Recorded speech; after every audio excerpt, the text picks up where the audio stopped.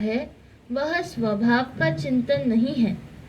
जो बिना किए चिंतन सुमिरन ध्यान होता रहता है वह स्वभाव का चिंतन है। जैसे हम पूछते हैं आप कैसे हैं, मैं स्वस्थ हूँ। ये जो तुमने कह दिया कि मैं स्वस्थ हूँ, ये तुम्हारा चिंतन नहीं है। ये देह के चिंतन को तुमने स्वस्थ होना कह दिया, ये तो परस्त है। देह से तुम बीमार हो, लेकिन आत्मा में स्थित हो तो ये स्वभाव में हो, ये स्वस्थ चिंतन है, ये स्वस्थता। तुम स्वस्थ हो। कब स्वस्थ हो? जब आत्मा में निष्ठा है तो स्वस्थ हो। देह से तुम बिल्कुल हट्टे कट्टे हो, कोई रोग कोई बीमारी नहीं देह से, पर तुम स्वस्थ नहीं हो, क्योंकि देह पर है और तुम स्व हो। तुम स्वस्थ कब होगे? जब आत्मा में स्थित रहोगे कि मैं आत्मा हूँ, तो वहाँ तुम स्वस्थता समझो। देह में चाहे जितने रोग हो, खाट पे पड़े हो, मलमूत्र भी निकलता हो, लेकिन तुम्हें होश है इतना कि मैं यह मलमूत्र करने वाला वृद्ध बीमार शरीर में नहीं, मैं तो केवल स्वस्थ। तुम पूरे स्वस्थ हो। उनसे जो तुम्हारा डॉक्टर लोग उपचार कर रहे हैं, घर वाले उपचार करा रहे हैं, देखने में अच्छे पुट्ठे, लेकिन वो सब परस्त है।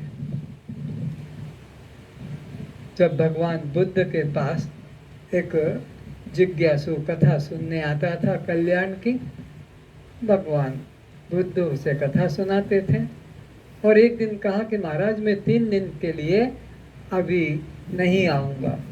क्यों नहीं आएगा? वो मेरे पिताजी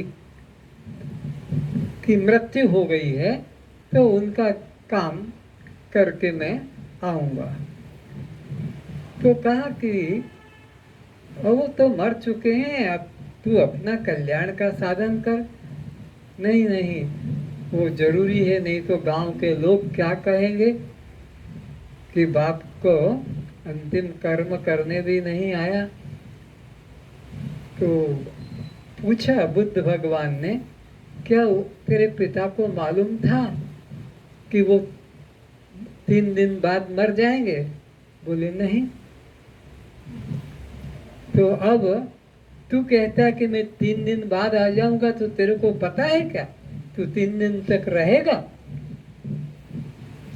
और वो गांव की बात है, पिता को संस्कार की, तो गांव के मुर्दे हैं वो कर लेंगे। अब मुर्दे के बारे में तू क्यों इतना सोच रहा है? तू अपनी जीवित आत्मा का चिंतन कर। गांव में तो बहुत मुर्दे हैं, वो तेरे पिता का कर देंगे। ये आप क्या बात कर रहे हैं? मेरे पिता मुर्दा है, गांव के सब कैसे मुर्दा है? बोले जो आत्म ज्ञान में नहीं आते वो मुर्दा है। आत्म ज्ञान में जिनको रुचि नहीं वो तो सब मुर्दा ही। तो मुर्दे मुर्दे को देखेंगे, तू तो अपने को देख। तो जो देह में स्थित हैं वह सब मुर्दे हैं। वो जीते जी दिख रहे हैं तब भी वो मुर्दे हैं। और जो आत्मभाव में स्थित है वो बूढ़ा होके भी निरंजन अपने को जवान मानता है। तो उसमें कोई प्रकार की न्यूनता अंदर से नहीं लगती है कि अब मैं बूढ़ा हो गया, कि मेरा ये आँख काम नहीं करती, कि कान काम नहीं करता, कि दांत होंगे। जैसे भी है मैं तो उस सबसे अलग, सबसे न्यारा दृष्टा मात्र हूँ। केवल अपनी उपस्थिति का भान अर्थात मैं का भाव बिना प्रयास के निरंतर हर एक क्रिया के पहले बना ही रहता है। हर क्रिया के पहले निरंतर मैं का भाव बना ही रहता है। अगर मैं का भाव न रहे पहले, तो ये उठकर ना तो किचन में जाएगा, ना ऑफिस जाएगा, ना नहाने धोने जाएगा, ना स्कूल कॉलेज जाएगा। पहले मैं उठता है तब काम के लिए आगे बढ़ता है। तो मैं तो निरंतर बना ही रहता है। ये जो निरंतर अखंड मैं की वृत्ति है, यही ब्रह्म चिंतन है। अतः जो चिंतन मैं भाव या आत्मभाव में होता है वही चिंतन सर्वकालीन वाला होता है। तो सर्वकालीन भाव क्या होगा? बोलो। सर्वकालीन भाव कौन सा रहेगा? राम का, कृष्ण का, शंकर का, गुरु मंत्र का कुछ नहीं। मैं का भाव ये सर्वकालीन भाव, इसका कभी अंतर नहीं पड़ता और सब छूट जाते हैं, परछिन्न होते हैं। किंतु जब तक मैं देह से भिन्न आत्मा हूँ, इस तत्व का भली प्रकार संशय रहित स्पष्ट बोध नहीं होता, तब तक स्वभाव का चिंतन मुमुक्षु साधक के लिए असंभव है। फिर से सुनो, कब तक और किसको संभव और किसको यह असंभव है, दोनों बते रहे। किंतु जब तक मैं देह से भिन्न, ये बात आपके अंदर जब तक नहीं जग रही है तब तक यह चिंतन स्वाभाविक आपके द्वारा नहीं हो सकेगा। यह तो तभी होगा जब आपका देह से मैं भाव छूट जाएगा, तभी यह स्वाभाविक चिंतन निरंतर चलेगा। पढ़ो। किंतु जब तक मैं देह से भिन्न आत्मा हूँ, इस तत्व का भली प्रकार संशय रहित स्पष्ट बोध नहीं होता। स्पष्ट भी संशय रहित बोध नहीं होता, तब तक स्वभाव का चिंतन मुमुक्षु साधक के लिए असंभव है। मुमुक्षु साधक है लेकिन उसके लिए असंभव है, क्योंकि वो तो देह और देह के संबंधियों में मैं मेरा भाव कर रहा है। जब वो देह का अहंकार टूट जाएगा तभी उसके द्वारा यह निरंतर का चिंतन हो सकेगा। अथवा राम, कृष्ण, शंकर, गणेश, दुर्गा आदि किसी नाम रूप कल्पित आकृति के ध्यान हेतु प्रयत्न कर रहे हो, तो यह चिंतन भी पर का चिंतन है। तो ये जो चिंतन करते हैं भक्त लोग, सामने मूर्ति रख ली, मंदिर में देखा कि घर में, और आंखें बंद करके और वो उसी आकृति को लाने का चेष्टा करते हैं। सामने मूर्ति है, आंखें बंद की, देखने के लिए कोशिश की, खुली आंखों से ही दिख रहा था, फिर भी आंखें बंद करके देखने को बड़ी बहादुरी मानते हैं। और वहाँ पर फिर पत्नी आ जाती है और बच्चे आ जाते हैं। फिर वो दुखी हो जाते हैं कि मैं तो भगवान को ध्यान में ला रहा था और ये पत्नी क्यों आ गई, बच्चे क्यों आ गए, ऑफिस दुकान क्यों आ गई। क्योंकि वो तुम्हारी आसक्ति अभी परमात्मा के मूर्ति के रूप में भी नहीं है। तुम्हारी जहाँ आसक्ति है वही तो तुम्हारे को ध्यान में आएगा। तो इस प्रकार जो ध्यान करते हैं वह उनके मन की कल्पना है, जो आकार बनाते हैं, चाहे वो राम का हो, कृष्ण का, शंकर का, दुर्गा, गणेश का, वो भी कब होगा? जब मन एकाग्र होगा।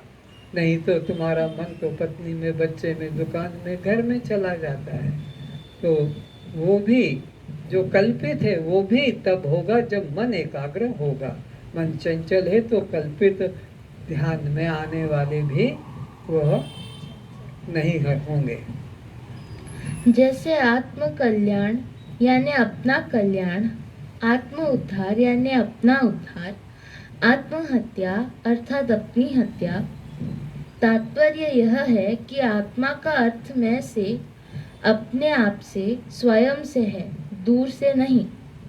तो आत्म उद्धार, आत्म दर्शन, आत्म समर्पण, आत्म कल्याण या आत्म हत्या, ये सब शब्द मैं के पर्याय हैं। जैसे जल, पानी, नीर, तोय, उदक, अम्बुज, जीवन, प्राण, सलिल, वाटर इत्यादि। तो ऐसे ही ये मैं के ही रूप है। तो आत्मा का मैं रूप से बोध करना ही परमात्मा का चिंतन है। परमात्मा, आत्मा, मैं, चैतन्य, साक्षी, ये भिन्न भिन्न तत्व नहीं है। इस गूढ़ मर्म की बात न जानने वाले साधक या गुरु अन्य कल्पित रूप का ध्यान करने को सर्वेषु कालेषु माम मनुस्मर समझते हैं, जो गलत है। इस गूढ़ तत्व को, इसको न जानने वाले ही कोई भी आकार को, कोई भी रूप को निरंतर ध्यान में लाने को ही निरंतर ध्यान मानते हैं। पर वो निरंतर का ध्यान नहीं, वो तो पर का ध्यान है और कुछ समय के लिए है, सब समय नहीं होगा। पर मैं का ध्यान, मैं का चिंतन ही निरंतर का अखंड चिंतन है। जैसे अज्ञानी मनुष्य में स्त्री, पुरुष, हिंदू, नाम, जाति, ब्राह्मण, क्षत्रिय आदि का अनात्म चिंतन बना प्रयास निरंतर मन में बना रहता है, उससे चाहे कोई पूछे या न पूछे वह मन में जानता रहता है। ठीक इसी तरह आत्मनिष्ठ का मैं आत्मा हूँ, मैं ब्रह्म हूँ, मैं देह नहीं हूँ, ऐसा निरंतर चिंतन स्वभाव से ही बना रहता है। ज्ञानी और अज्ञानी के चिंतन का भेद बता रहे हैं कि अज्ञानी का जो चिंतन है, कोई पूछे या ना पूछे, आप सभी लोग तो यहाँ बैठे हो, लेकिन आपके नाम की कंटिन्यूटी चल रही है। जैसे हीराकुड डैम से आपके घर के छोटे से बल्ब तक उसकी कंटिन्यूटी चल रही है बिना ब्रेक के। तुमसे कोई पूछे या ना पूछे, बिना ब्रेक के वो नाम और जाति निरंतर चल रहा है। ठीक इसी तरह ज्ञानी का कोई पूछे या ना पूछे, मैं चैतन्य आत्मा हूँ, इसकी प्रवाह नदी के प्रवाह की तरह होता रहता है, रुकता नहीं। तो अज्ञानी के मन में जैसे देह भाव निरंतर रहता है बिना प्रयत्न के, जाति भाव भी कोई पूछे ना पूछे पर अंदर वो चल रही है माला, कौन सी? नाम की, जाति की। ऐसे ही ज्ञानी के मन में मैं चैतन्य दृष्टा साक्षी आत्मा हूँ, निरंतर बना रहता है। ठीक। आत्मवेत्ता सब बुद्धि से जान लेता है, सब पंचीकरण मुखस्त कर लेता है।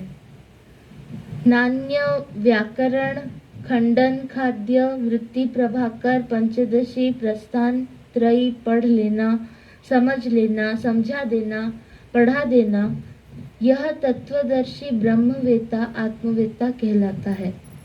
संसार में ये जो पांडित्यपना है, संस्कृत, फिर उसके अंदर व्याकरण और फिर खंडन, खाद्य, द्वैताद्वैत, अद्वैत, विशिष्टाद्वैत,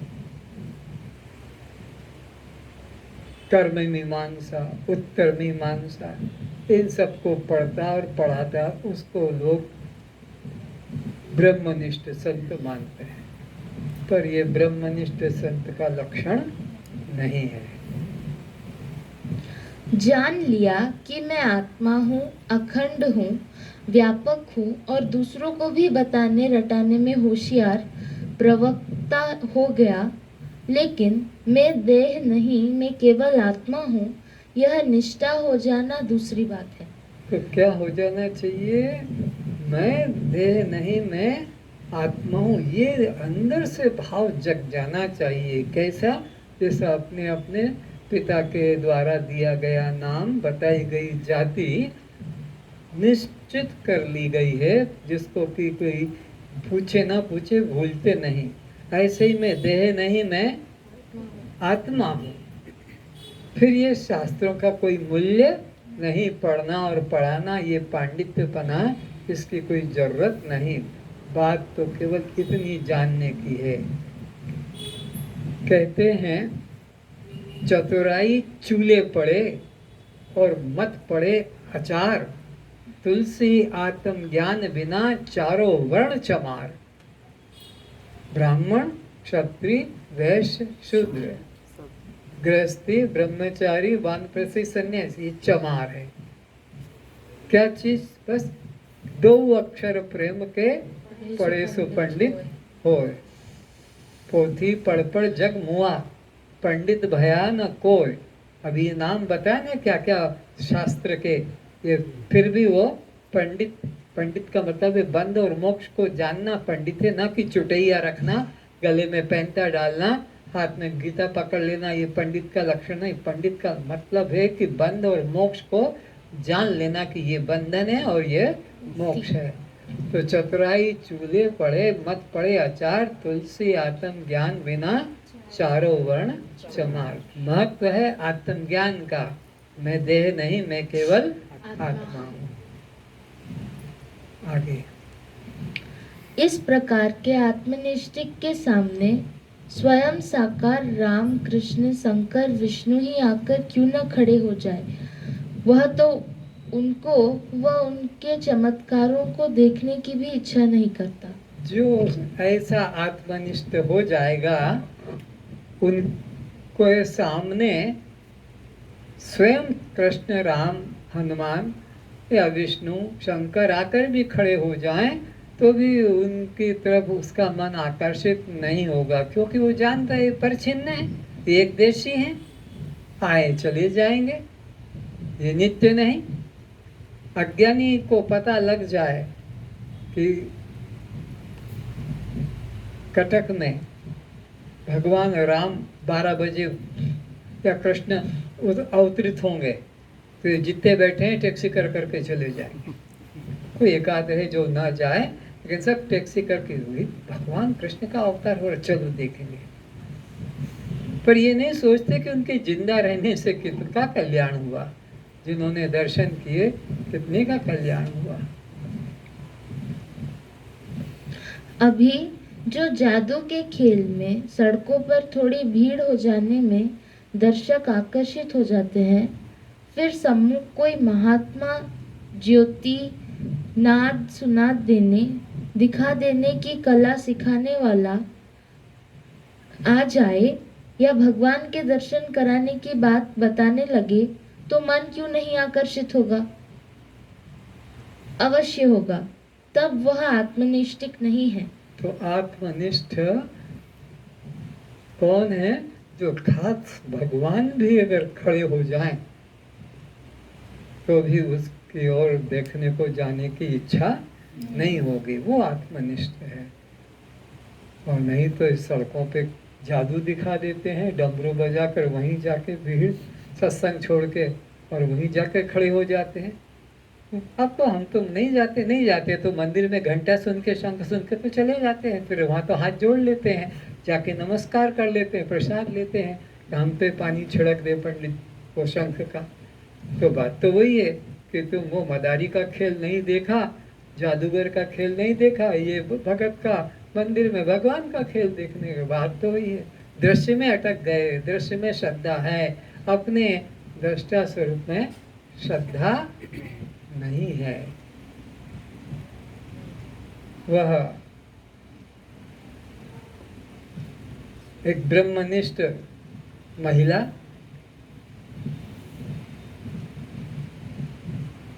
घर के सामने झाड़ू लेकर चलनी लेकर और ऐसे छान रही है, सत्संग का टाइम, लोग उसी के पास आकर बैठते हैं, सत्संग सुनते हैं। तो कहा, अरे माता ये सत्संग का टाइम हो गया, क्या कर रही हो? अरे बेटा सुई खो गई है, उसको ढूंढ रही हूँ। हटो हटो, ये छोटा सा काम हम कर लेते हैं। उन्होंने छाना, घर से चलने लाए, झाड़ू पोंछा किया, लेकिन नहीं मिला। वहाँ यहाँ तुम क्या कर रही? अरे बेटा मैं यहाँ नहीं, घर में कपड़े सिल रही थी। तो यहाँ क्यों?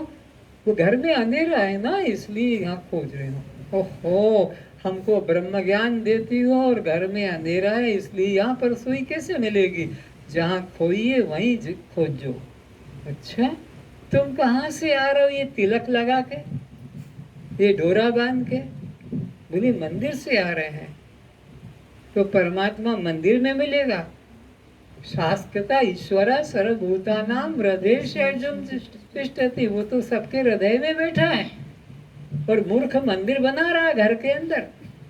अपने पागलपन को तो देखो, आत्म ज्ञान ब्रह्म ज्ञान सुनता है और भगवान के जग छोटी सी कुटिया बना लेता, वहां फूल चढ़ा देता है, हाथ जोड़ लेता है। ये मूर्ख, इसको कभी ब्रह्म ज्ञान नहीं होगा। मेरे को सिखा रहे हो कि सुई अंदर खोई है तो अंदर मिलेगी या नहीं? तो परमात्मा कहाँ खोया है? मंदिर में खोया है, तीर्थ में खोया है, वहां जाके ढूंढ के लाओगे? यहीं पर है, उसका यही अनुभव करना है। जिसने ब्रह्म को जान लिया, आत्मा को जान लिया, उसका नाम ब्रह्मवेत्ता आत्मवेत्ता तत्वदर्शी है। जिसका देह किस तरह जान लिया? ये घड़ी को जाना ऐसे नहीं जाना, ये माइक को जाना ऐसे नहीं जाना। सोहम रूप से यह मैं हूँ ऐसे जाना है, वही ब्रह्मवेत्ता है। पुस्तक पढ़ के जान लिया वो अलग चीज है, जानकारी लेना और बात है, और अनुभव करना। हम पुस्तक पढ़ के जानकारी लेते हैं, अनुभव थोड़ी होता है पुस्तक पढ़कर। अनुभव तो अपने से होता है। जिसका देह भाव वास्तविक रूप से गलित हो गया, नष्ट हो गया, विसर्जित हो गया एवं आत्म स्वरूप में देह भाव की तरह निष्ठा हो जाना ही आत्मनैष्ठिक या ब्रह्मनैष्ठिक कहलाता है। हाँ, ब्रह्मनैष्ठिक आत्मनैष्ठिक कौन है? अज्ञानी की तरह जिनका आत्मा में ही अपना आत्मभाव दृढ़ हो गया। अज्ञानी का तो देह में ही दृढ़ भाव होता है, लेकिन ज्ञानी का अज्ञानी की ही तरह आत्मा में दृढ़ भाव हो जाता, वो नैष्ठिक ज्ञानी आत्मनिष्ठ कहलाता है। कर्म में आसक्त साधकों को ज्ञानी संत द्वारा अष्टावक्र जी की वाणी सुनने से मन में आंधी तूफान उठ जाता है कि ये जो सुन रहे हैं, तो वो जो कर्म में रुचि रखने वाले वो इस कथा में बैठ जाएंगे तो उनके मन में बड़ी उथल पुथल मचने लगती कि ये कैसा उपदेश, ये कैसा संत। नहीं, उनको मैं ब्रह्म हूँ ये भाव विचार नहीं, पाप रूप लगता। वो जानते हैं वो तो स्वर्ग में, बैकुंठ में, मंदिर में, तीर्थ में है, और ये कह रहे हैं कि तू ब्रह्म है, तो उनको बड़ा उथल पुथल लग जाता है। यह कैसा उपदेश हमारी जन्मों जन्मों के साधन मार्ग परंपरा को, समाज की रूढ़िवादिता को, जन्मों पुरानी मान्यता एवं श्रद्धा को जड़ से उखाड़ फेंकने का समाज विरोधी उपदेश दे रहे हैं। ये क्या मानेंगे कि हमारे बाप दादाओं से चली आ रही रूढ़िवाद परंपरा, उसमें अश्रद्धा करा रहे हैं, उसको उखाड़ के फेंक कर रहे हैं, हमें नास्तिक बना रहे हैं। ये तो हमारे समाज के लिए उचित नहीं। इसलिए इस महात्मा के पास जाना छोड़ो या इसको गांव से ही भगा दो, इस प्रयत्न में रहते हैं। तो जब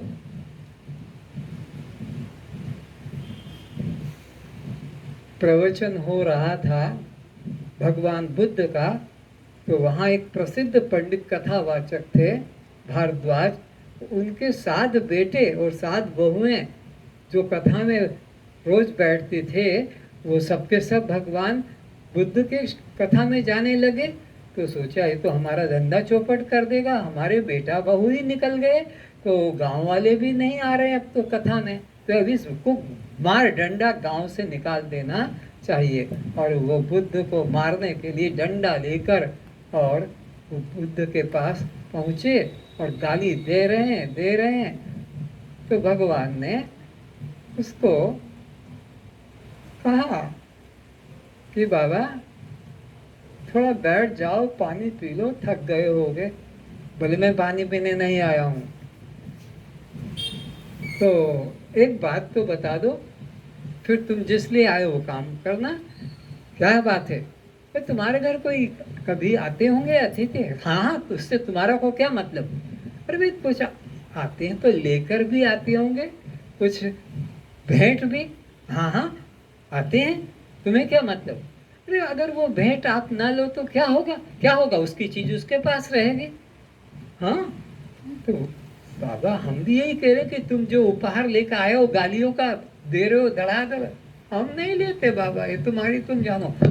है ये तो इतनी ऊंची बात है, और चरणों में गिर गया।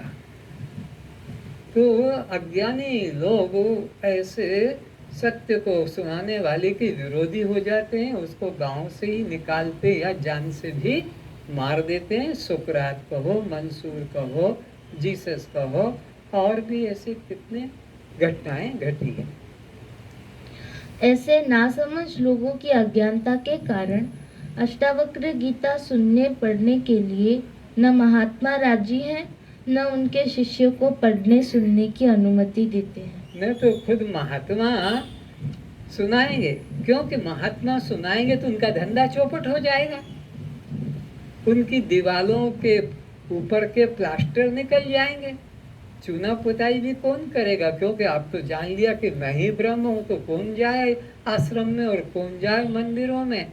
तो इसलिए ये मंदिर वाले, ये आश्रम वाले, दुकान धंधा चलाने वाले, ये न तो खुद गीता पढ़ने में रुचि रखते हैं, न अपने शिष्यों को पढ़ने देते हैं कि सब पढ़ना, पर ये गीता कभी मत पढ़ना।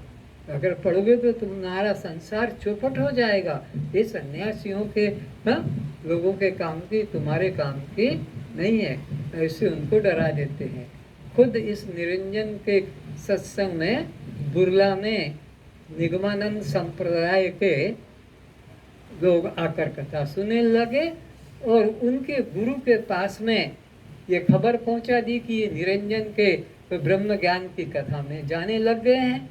तो उस गुरु ने क्या किया, उस शिष्य को बुलाकर जो निरंजन की क्लास में सुन रहे हैं, गाय का गोबर घोल के कुल्ली कराया कि थूको, तुम अशुद्ध हो गए हो। इस वेदांत ज्ञान सुनकर, ये बुरला की घटना है। तो ऐसे लोग न तो खुद पढ़ते हैं और न अपने शिष्यों को ब्रह्म ज्ञान की कथा में जाने देते हैं। तो यह अज्ञानता की परंपरा को चलाने वाले हैं। जैसे कोई कहे हमारे बाप का कुआं है, इसका भले पानी खारा हो, हम इसी को पिएंगे, पड़ोसी के कुएं का मीठा पानी पर हम नहीं पिएंगे, क्योंकि ये हमारे बाप का है। ये हमारे बाप का लगाया आम का झाड़ है, खट्टा आम है फिर भी खाएंगे, हम पड़ोसी के वृक्ष का मीठा आम नहीं खाएंगे। अपने मत का ऐसा आग्रह करते हैं। ठीक है।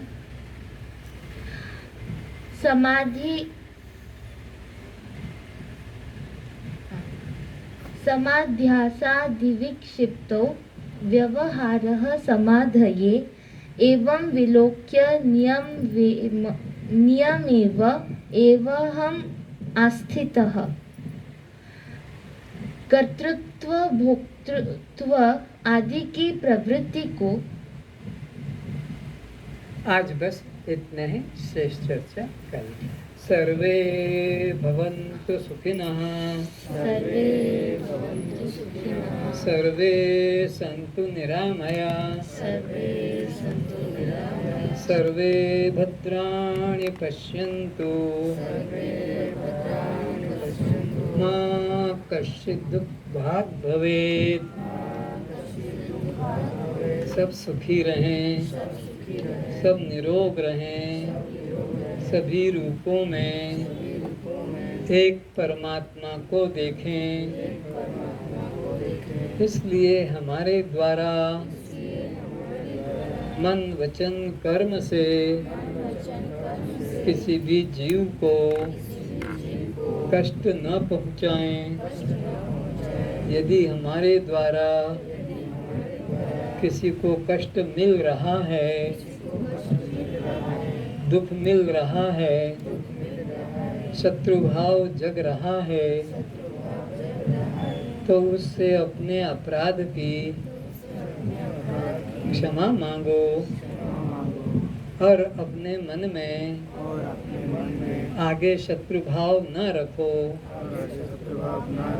सभी हमारे मित्र हैं, सबका कल्याण हो, सबका कल्याण हो। वैर भाव की निवृत्ति, वैर भाव बढ़ाने से दूर नहीं होती है। वैर भाव की निवृत्ति प्रेम भाव, दृष्टा भाव, आत्म भाव से दूर होती है। इसलिए आत्म भाव बढ़ाएं, प्रेम भाव बढ़ाएं, सबका मंगल हो, सबका मंगल।